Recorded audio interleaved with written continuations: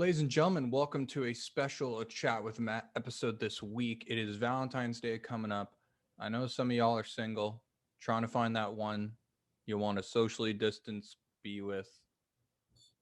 This holiday is going to be weird. Anyway, I'm here with Shannon of Shanny in the City, a professional matchmaking service, jealous of her current location. But it's good. I'm glad someone's enjoying the nice weather. Yes. How Yeah, are I you? can't complain. I'm great. How are you, Matthew? I'm good. Good.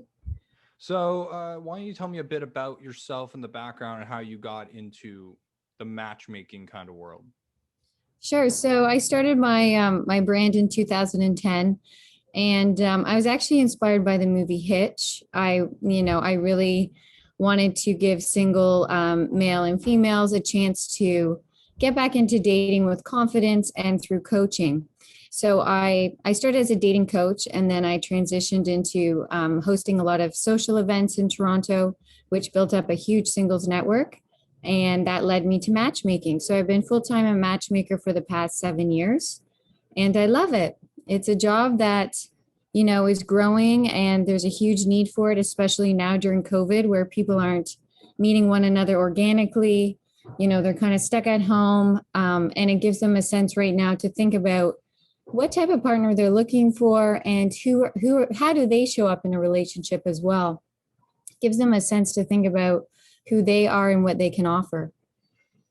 So, for a lot of people who don't listen, because a lot of people obviously go to social media dating apps like Tinder or Bumble or any else of these things, what do you do that those services don't? Is it more of like an in-depth experience or?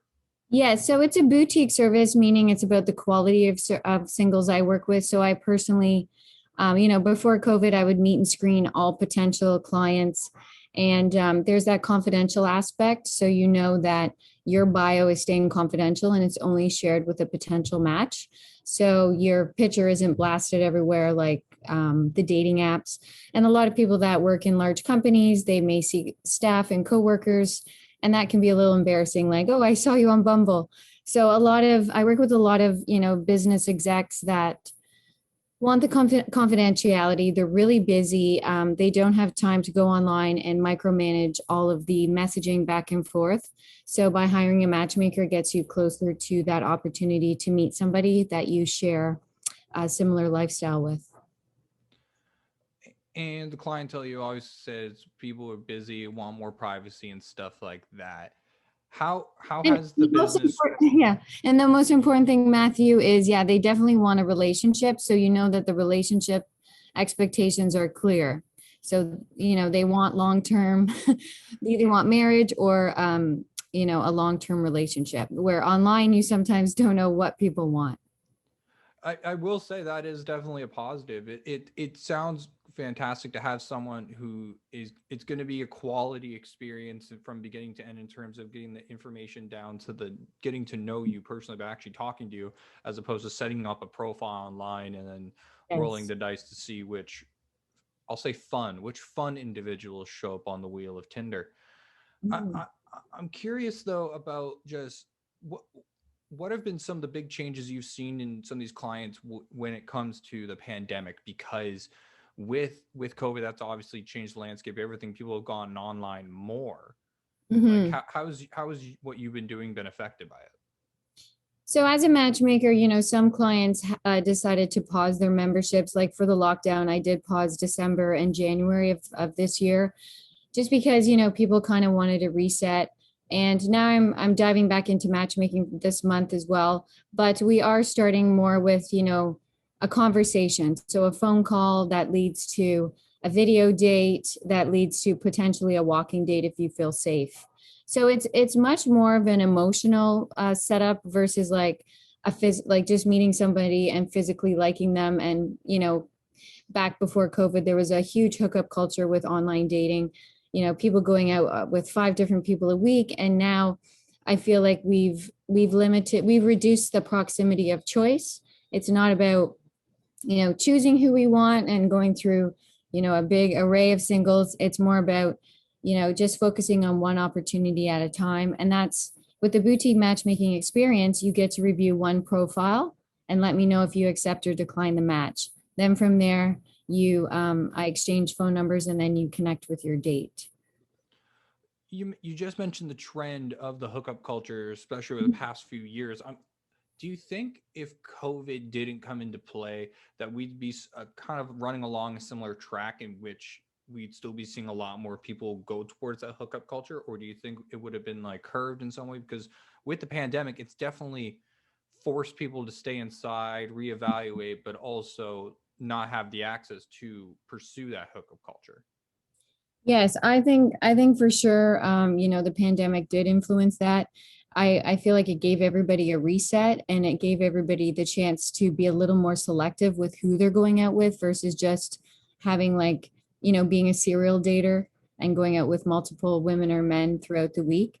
So definitely the pandemic has caused people to pause and think about what they want in a relationship, and also self evaluate themselves, self assess, spend time on personal development, spend time on, learning Spanish, or, picking up a guitar and trying new hobbies and interests, even if you're stuck inside.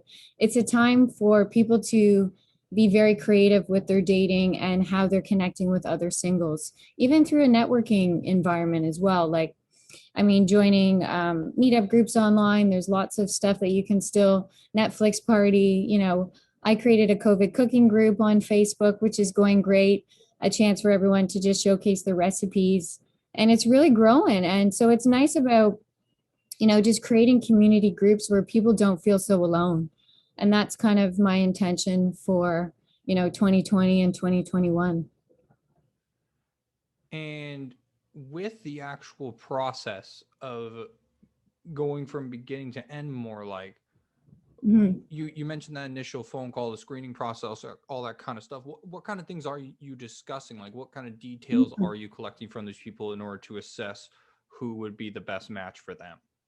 So yeah, just to lay out how, the intake process works. So normally people find me on Google or through a referral, and they'll complete the, online dating submission form. Then from there I set up a Zoom meeting and we provide screening, and I ask them a series of questions, the basic stuff like education, income, career, but I like to kind of dive a little deeper. And sometimes singles get nervous talking about themselves for the full hour, but I'm like, this is all about you. So think about, what are your best attributes? How do you show up in a relationship? What's your past relationship history, and how has that shaped you now moving forward? Are you a single parent who also wants to date a single parent? Are you someone who is very active and you're looking for an active partner? So when doing the matchmaking, I try to think about, the 7 laws of attraction and all of those things. Like, chemistry as well is very important. Obviously you can match on paper, but if the sparks aren't there, there's going to be a disconnect. So I, as a matchmaker, try to visualize the two singles together, walking together, hugging, kissing, later on down the road once they feel safe. But you have to see like how they're going to flow together. And by me meeting and screening my clients and really that boutique experience and getting to know their needs, I'm able to really know, hey, John would be great with Vanessa, and like just go with my instinct and my intuition. So that's kind of how I do it that way. I mean, there are different apps you can use, like a smart match app that some matchmakers use. I'm kind of old school. I try to just use, what I know about the client, my intuition, and think about their lifestyle, how they live their life, what are their hobbies and interests, and match that way. You mentioned the 7 laws of attraction, and for the listeners and viewers at home that don't know exactly what that concept is, could you break that down? Well, yeah, it's, definitely chemistry, core values, lifestyle, what are your, like, what's your mindset, your values. It can be religion. It can be, anything that kind of, it's like all of aspects of your life, that tie into the laws of attraction. Personality. If somebody's very introverted and they're comfortable being with somebody that's also introverted, I may not match them with someone who has a very loud, bold personality. So it's little kind of details like that that I look at as well. Kind of going back to an earlier question when I brought up the Tinder and Bumbles and all that stuff. Mhm. And you said you were doing this from what, 2010 was? Yeah, 2010, I started my brand, Shani in the City. Okay. It was a little bit of a side hustle, and I was Yeah. still managing a boutique hotel. And then I became full time about 7 years ago. Okay. So Mhm. definitely you saw the change and the growth of these online dating apps through that time. Like how Yes. how did it affect what you were doing, seeing go through that change, and like what are some of the changes you saw on the way, especially like not only in the apps but in people themselves? So definitely when the big apps came out like Tinder and Bumble, that did affect matchmaking a little bit because people were, willing to try the free route and just, hey, this is, all singles in one. I'm just going to give it a shot and I'm going to, create a profile and get my photos done. But sometimes they weren't having success because perhaps they didn't spend the time writing the bio. Their photos weren't, clear and concise and showcasing them the best way. And again, they weren't really meeting quality. So I had a lot of people transition from online dating to matchmaking and say, you know what, I've tried online dating. I've been on the apps for 3 years. It's the same people on every app. I'm tired of it. I have burnout. Help me out. So this is where a matchmaker can alleviate all of that in between stress that you're feeling and all the time that you're putting into messaging and things fizzling out and losing momentum. And I coach singles also, who are online that want help with their online dating profile. So besides matchmaking, I also provide dating coaching for singles that perhaps want to be online, and that's fine too. It's whatever you feel comfortable with. But if you aren't having success online, know that there are other dating services out there that you can use. You mentioned also just now the coaching on the online accounts. What kind of Mhm. coaching are you doing? Because I've heard different things involving like color palettes and in the photos themselves, specific phrasing in the bios, like Yes. order of pictures, what's in the pictures. Like how in depth would that kind of process get? Yeah, so before COVID, I would actually meet with the client and also have snap some photos of them as well. So I'm using my iPhone, but I'm a very good photo editor and just getting their best angles and then writing a bio that's basically really clear, simple, and concise. So, who are you? Write like a little blurb about what are your best, like, how do you, hey, I'm this type of guy, blah, blah, blah. And then what you're looking for in your hobbies and interests. So those three things are kind of the bread and butter, and also like going through and filling out all of the filtering and know, like, do you want to meet somebody in a 20K radius? So be very specific with what you're filling out, so that you do kind of target what you're looking for. Yeah, so I do, that's an online dating profile editing service. I also do workshops on, well, personal coaching on confidence boosters, date conversation. I've done mock dates with people, you know, paying attention to making sure my drink, if I need a refill, to body language, tone, date conversation, how you walk into the date planning, keeping momentum. A lot of dates fizzle out because, or a lot of, connections fizzle out because people get lazy and they're like, oh, I haven't heard from him. But I also encourage women to reach out and send that text like, hey, how's your week going? And just showing that you're also, it's a 50-50 way now. It's 2021 and it's not about the men chasing the women. I think it should be equal. And I think women need to feel empowered enough to let a guy know if they're into them as well. I fully agree. I fully agree. Yeah. We love women empowerment on the channel. So Right. you mentioned also the personal coaching kind of thing. What are some of the like biggest, not mistakes, but what are some of the things that you see most often when people are either first coming to a matchmaker or working on online dating or just anything along those lines? So sometimes it's like I feel like they maybe jump from, being newly separated to thinking about matchmaking, and they're still kind of living in the matrimonial home. And those are the clients I don't take on. And I say, you know what, you need to move out of the home and let go of that past relationship and just heal a little first before diving back into dating. So sometimes just not being fully ready.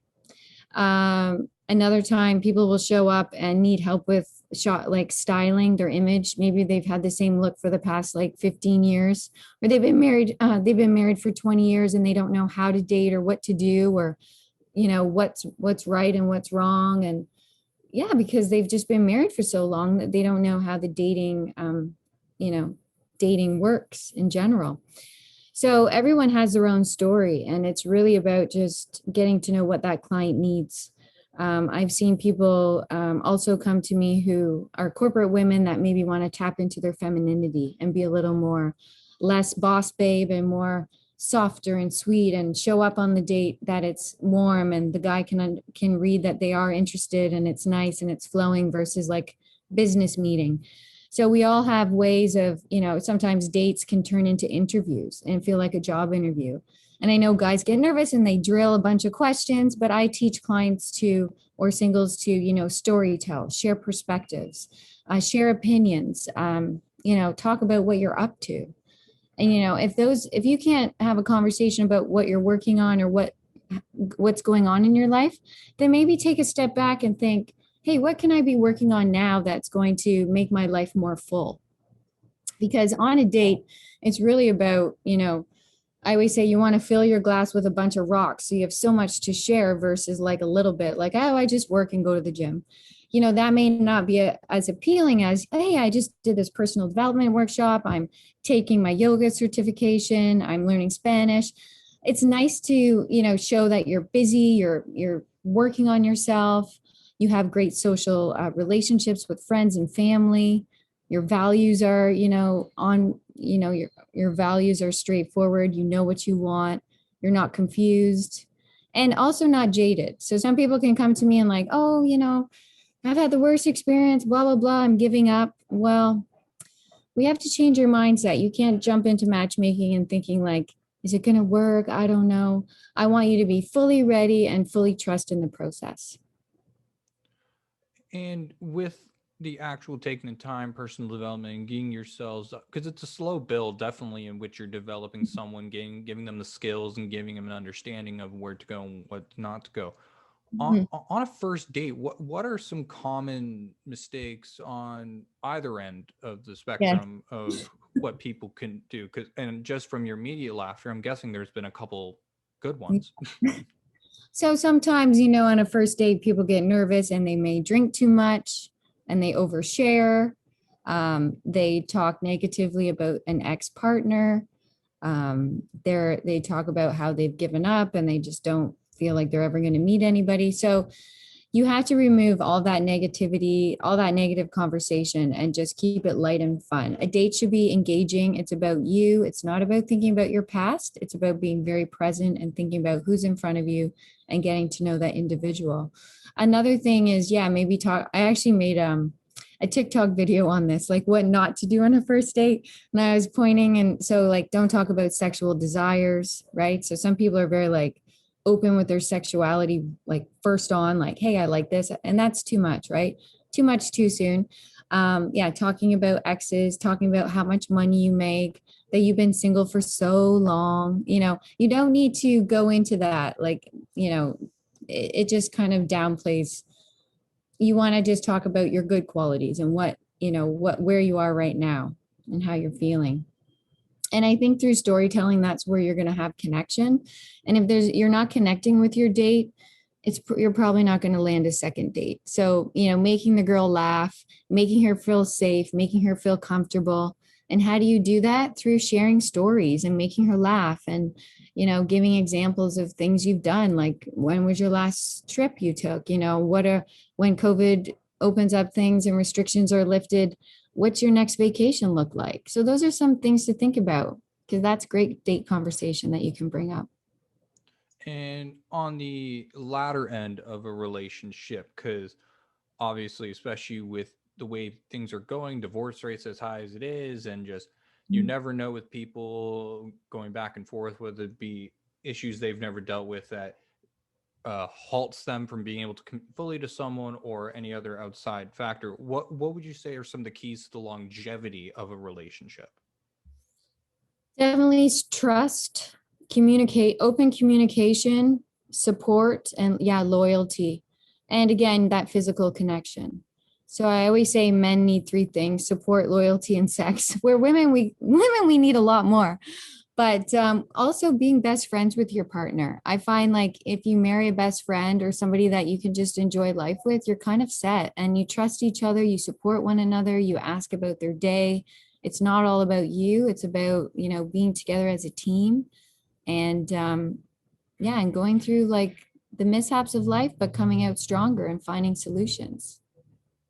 Have you had a lot of your clients come back to you during COVID? Like, has COVID either ended a relationship or has created more complications than no one really expected? Yeah, like I mean, I had some people that were dating last year and now they broke up this year. Potentially maybe things moving too fast. So that's another thing. Sometimes you meet somebody and you're just like high on life and things are moving really quickly. Like you talk about joining bank accounts or opening a bank account, and that can like scare somebody. So moving slower is better. So slow and steady wins the race, right? So dating is not a race. I mean, once you do find somebody you connect with, those first early stages of dating are crucial. This is like you're being kind of assessed. You know, how does she react to this? How does, he react to my kids, my family, all of those things. So things kind of pop up throughout those early stages of dating, and sometimes it can make or break the relationship. Uh, an idea just came across in my mind was with these like COVID dates and social distancing, what do they look like now? Because I imagine you've had some clients go like, is it 6 feet in a park and then they just kind of look at each other and talk, or Well, I really like the summertime because I was encouraging people to kind of go out and do activities together, but still kind of socially distanced, but like going for hikes at Trinity, going for hikes at High Park, or having a picnic in High Park, and sharing food together and wine and stuff, but still distancing. But yeah, it's just like people are a little more distant, but they're still walking. They still kind of want to see somebody's face, even if there's a mask under it. I've taught people how to smize and like, flirt with your eyes and smile with your eyes. And again, you still hear the person's voice, you still kind of see their mannerisms. And if you feel safe, I think it's also important to have the conversation like, how are you dealing with COVID? Are you kind of, you just kind of stay at home, you're not going out, you're very, you're being very safe and stuff. I think then once people start really connecting, they have those conversations and they may decide to have dinner together because they feel safe, or they both had a test. So really it's about assessing what you feels best for you. The smizing with the eyes. I've always been curious about that phrase. What exactly do you mean by, because isn't that like an old Tyra Banks quote or Yeah, he something does. like She does. that? So there's a lot of emotion through somebody's eyes, and you can look at somebody and really like, wow, the way you looked at them, they're going to think she's interested in me, or there's some, she's definitely giving me a look that I've never seen before. So by smizing with your eyes, you're letting that other person know that it's safe to approach you, that there's a potential interest there, waving across the room like, hi, have we met before? That's always a good one to get the person to come over and say hi to you.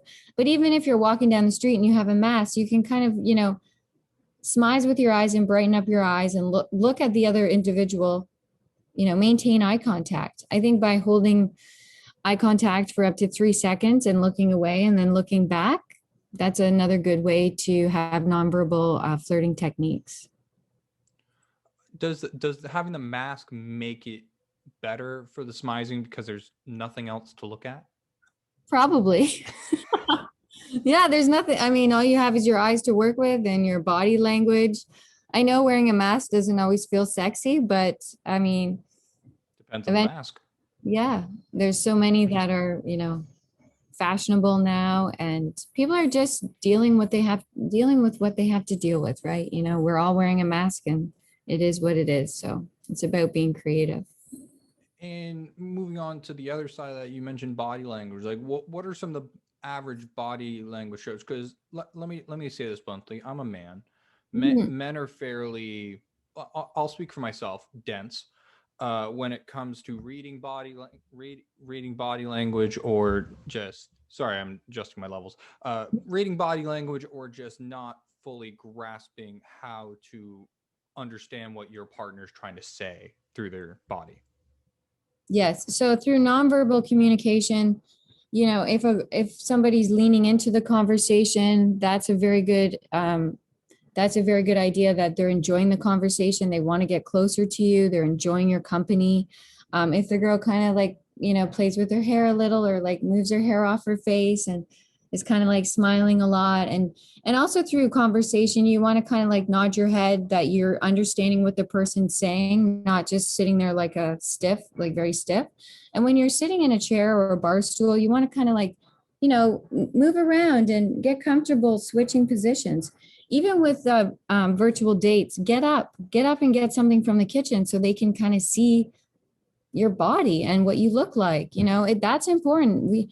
You're not going to be dating someone from here to here, so they kind of want to have like a little look at you. So that's time to like put on the skirt, put on the pants, not just worry about from here up, and get comfortable moving around and switching up your body language, and reaching out and grabbing somebody's arm or touching them when they say something funny.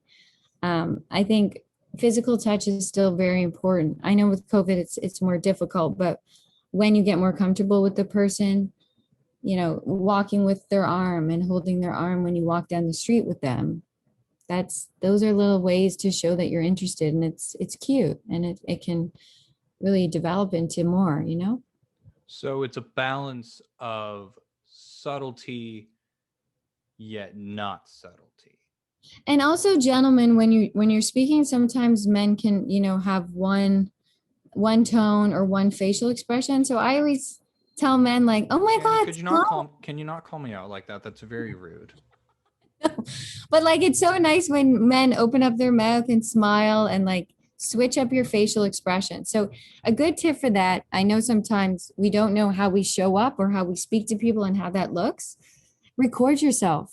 So record yourself, talking into a mirror with your cell phone, and then watch your facial expressions. Watch your tone. Were you too monotone? Did your voice raise up and down to make it a little more interesting? When you speak and you speak with different levels, it keeps people more engaged. So don't be afraid to brighten up your face, open up your smile, talk with your hands. It shows you're passionate, you're interested in what you have to say. And also walking with presence and walking with confidence. You can walk into a room really slow and like nobody will notice you. But if you kind of walk in with purpose and your shoulders are back, good posture, you're not there to steal the show, but people are like, who's that? And they'll recognize you and say, they'll want to know who is that guy. So don't be afraid to practice just walking into your house and recording it. Little things like that we don't think about. See, my girlfriend's gonna watch this now, and literally, she loves you. No, the issue is that's literally like one of my biggest things is I talk so flat sometimes, and I don't even realize it at all. And she keeps saying, you're really rude to that one person. I'm like, what do you mean? I don't even know what you're talking about. And she's gonna be like, this is exactly what I mean. I don't do it on purpose though. That's the thing. I just space out quite a lot. And I just don't really realize what I'm saying or doing. So I apparently I really need to start putting in an effort and start thinking about what I'm saying, apparently. Yeah. And it's nice when you laugh in between what you're saying too, as it puts ease on the conversation, and also being comfortable with moments of silence when you are, walking with somebody. You don't always have to talk the whole time. Take in your physical environment, look around you. Just breathe. Sometimes people think they have to talk nonstop, and it's like, whoa, too much. Just slow down and be comfortable with those moments of silence. Is there an awkward, because obviously first dates and first get-togethers are generally more awkward. Is it less awkward when you go through a matchmaking kind of setup and you kind of have a better understanding of the person versus meeting someone and talking to them online for a bit? I think so. I think, when I present a match to one of my clients, they trust that this person wants a relationship, and I've done the screening and it's a good fit. So they're kind of like already like they already share commonality. They've both hired me as their matchmaker. So it's almost like, yeah, so how long, what made you think about matchmaking? So that's kind of a conversation starter. And they feel more safe, right? The expectations are clear. They know that this person's been vetted. They know they're decent. They've signed a contract. They're not a criminal. Or they So edit really well. yeah. So all of that, and the pictures are real, right? So if somebody sends me a photo and it doesn't look like them from our meeting and it's like, 10 years old, I'm going to call them out on it and say, hey, can you send me a newer photo? We need things to be really up to date and fresh. So that's another thing online. You get, women tend to lie about their weight and their age. Men lie about their height and their income. So those are the top two that each kind of fib about, which I understand sometimes women look really young. So if they change their age, they get into a new bracket. But, with online dating, it's all very structured that way. So you can't have that opportunity to meet somebody a little younger, even if you wanted to, because you're out of that age bracket. So with matchmaking, sometimes I don't lead with the age. It's more about leading with the personality and the character and who this person is and why I feel it's a good match. And you just brought up a comment in which I've always wanted to ask, and this is the perfect time because you're a professional matchmaker. What is it with the height for men? Is it because I hear that, because I always hear the meme of like, oh, under 6 feet, no thanks, over 6 feet, yes. Like, what is it about the height? Is it to reach things on a shelf? Is it? I think, yeah, I don't know. I feel like sometimes women just prefer someone like, I even see some of like the real shorter petite girls. They love like the guys that are like 6 feet and taller. And I'm a tall girl and I never get tall guys. So it's very random how it all works. But yeah, it's just a preference that they have. But my thing is, is 1 inch or 2 inches really going to impact a good relationship that you have with that person? Well, it may not be attracted if they're not that tall. Well, that's kind of just superficial. I feel like you can date somebody that's your height and be equally attracted to them with, their personality, the way they carry themselves. There's a lot of confident men that are shorter that you would never see an issue with. So really it's about embracing all heights and not letting that hinder you. But yeah, sometimes men that are, 5'10" may lie and say they're 6 foot online just to get a girl that wants a taller guy.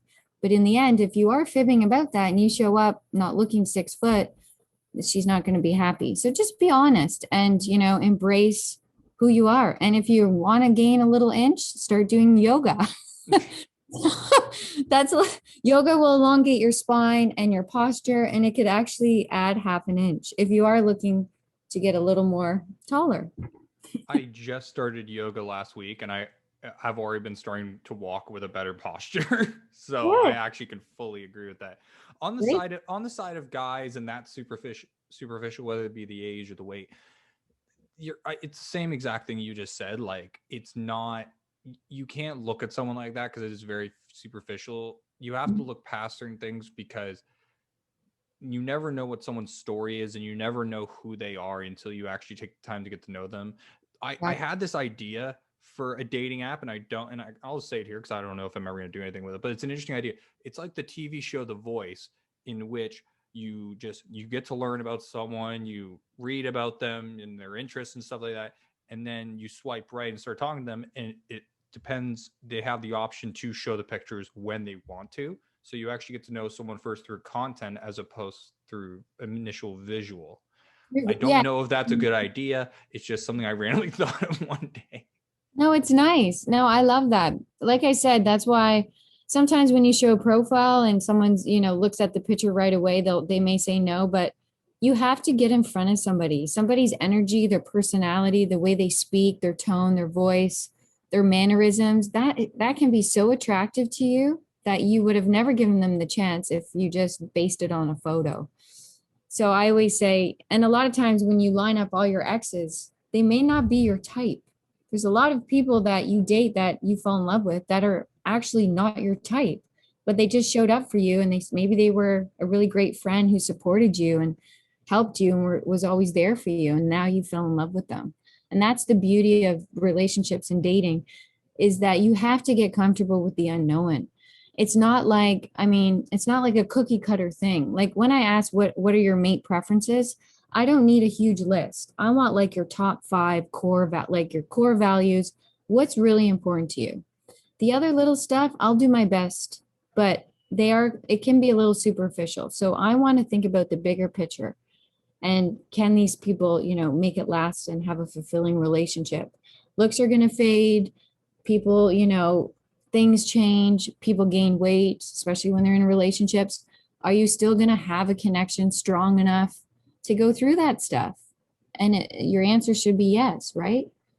And if you're healthy and you're supporting one another, then it's almost like you're a team and you can work out together and you're pushing each other to try new goals. And that's why a lot of people want relationships. I have these singles that have fulfilling lives. They're successful, they're healthy, they're all these things. They have their own homes, great friends, but they're single. So this is the last missing piece of the puzzle. And that's where I come in. I know there's a lot more people that are more introverted, and it's hard for them to break out of that shell, especially like during that first few dates period. What are some of the things that you do to help bring that person out, even in the initial screening process as well? So I think just asking them the questions that they've never thought of, like getting them to really talk about themselves, boost their confidence. Or even asking a friend, like you could ask your best friend, like, hey, Mike, like, how do I show up with you in our friendship? Like, what do you like about me? And a lot of times we don't know how other people see us. So if you have that conversation with somebody and they're like, oh my God, you're such a funny guy. You're so supportive. You're loyal. You're empathetic. You're, the life of the part. You're just somebody who I can always count on. You're a great listener. Those are the things that I'm going to put in your bio. Those are your best attributes. Those are going to showcase who you are as an individual.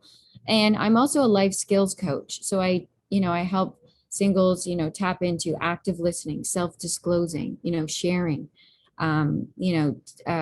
giving and receiving feedback, not like saying, you're a jerk and fighting with people, but like sharing feedback, like, can I offer you feedback, and letting the person know that they have the chance to say yes or no. So it's not like a fight. Asking people what their love languages are. That's very important. And if you haven't done the 5 love language test it's a book that Gary Chapman wrote, which I love. I feel it could have saved a lot of marriages. Yay, you have it. I do have it. Yes, of course. That's great. Because we all give and receive love in different ways. So maybe a guy cannot be, maybe he's not super lovey-dovey and physical and cuddly with you, but he, drives you to work every day. He takes out the garbage. He makes you your lunch. That's acts of service, right? So we all give and receive love in different ways. And once you know your partner's love language, you can try hard to show up that way for them and say, hey, she really likes snuggles, so I'm going to try to like cuddle her. Or if it's words of affirmation, you're going to say, I miss you. You look really pretty today. Stuff like that. I honestly loved the book when I first read it. I think it's a fantastic read if anyone hasn't had the chance. There's also a great quiz online from the official website to start going through and figuring out what is your love language. And also recommend read the book, get to know everything. And even every section of the book, not to promote this book this heavily, but in each of the individual section, there's like a little notes list just to suggest certain things that you can do and certain questions and all that kind of stuff. So seriously, that book has helped my relationship massively. So I can fully agree with that. Shannon, I'm not going to keep you any longer. You look like you have a pool to lounge next to that. I wish I was doing that right now. What would one last piece of advice for the people looking for love, either because this is going up near Valentine's Day? What are the people who are looking for love? What advice you got for them? So my advice is to remember that dating has not been canceled and love and relationships are still, happening. And if you're feeling stuck, if you're feeling like I can't find anybody online, or I'm giving up, or I'm too old, or nobody's going to want me, stop that language, change your language, reach out, ask for help. There's a lot of dating services out there. There's professional breakup coaches. There's dating coaches like myself, matchmakers.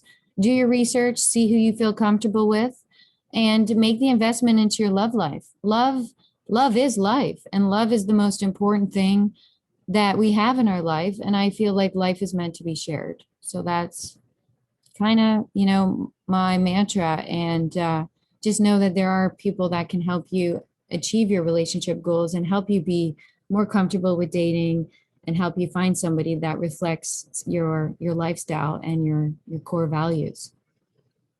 I've always believed that in that, like, there's somebody out there for everyone kind of thing. I always say that there's someone for everyone in this world. Well, with how many people are in this world, you'd think there'd be at least one. Like, you got to Exactly. assume the race. Yes. And there's so many, I work with so many different ethnicities, age groups. I start, 27 up to 63. So I really try to help anyone who comes my way. If I feel you're not ready for matchmaking, we'll get started with dating coaching first. It's really just, yeah, like putting the attention into your love life. And I always feel like energy flows where attention goes. Even just meeting with me for the free virtual consult, a lot of times you'll meet people after we leave our meeting. It's happened many times. I've had girls say, Shannon, I don't know what happened, but I just met a guy at the gas station because I've spent that time with you. We've been intentional. We've been really thinking about your dating life. And a lot of people don't pay attention to that. I have millennials, 30s, late 20s. They think, oh, I just thought I would just meet somebody. I thought everything would align. But no, a lot of people are built on, focused on career and finance and income and buying a house and getting all that done.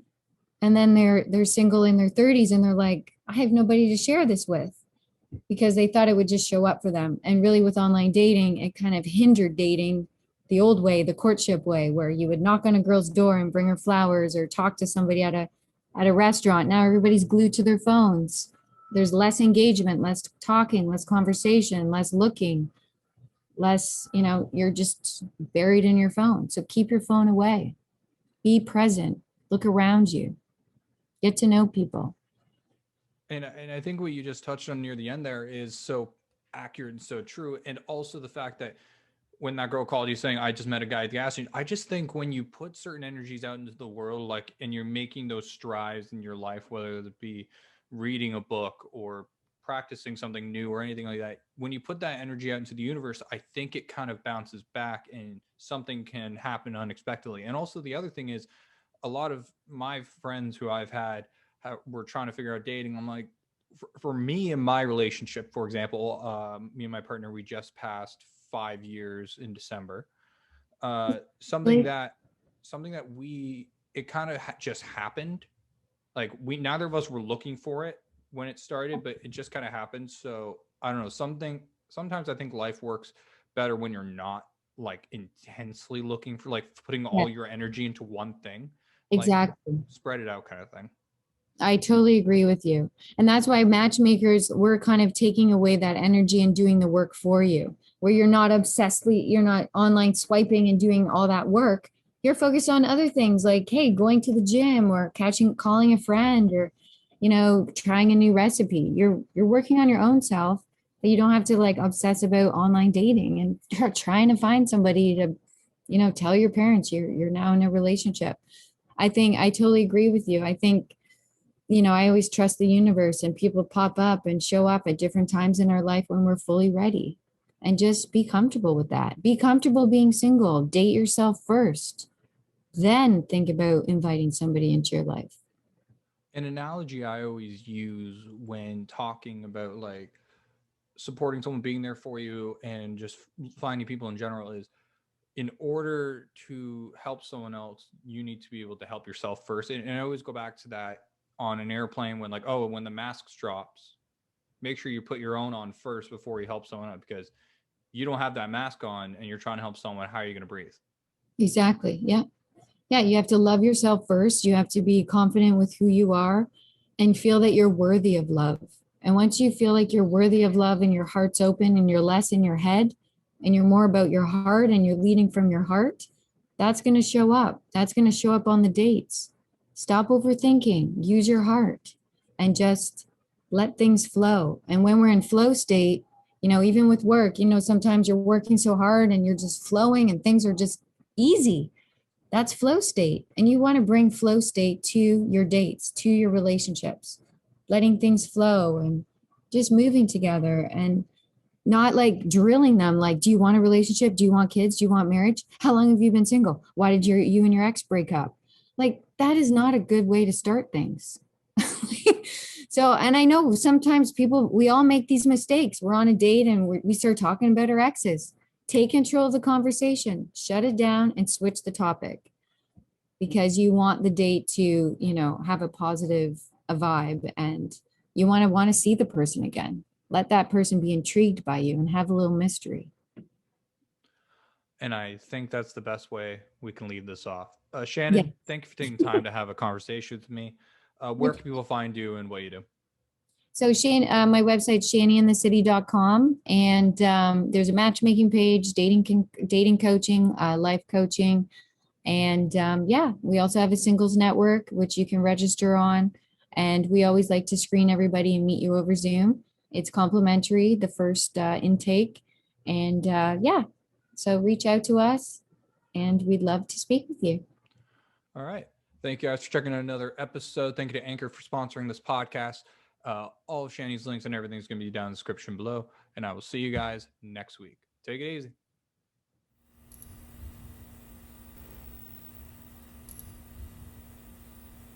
easy.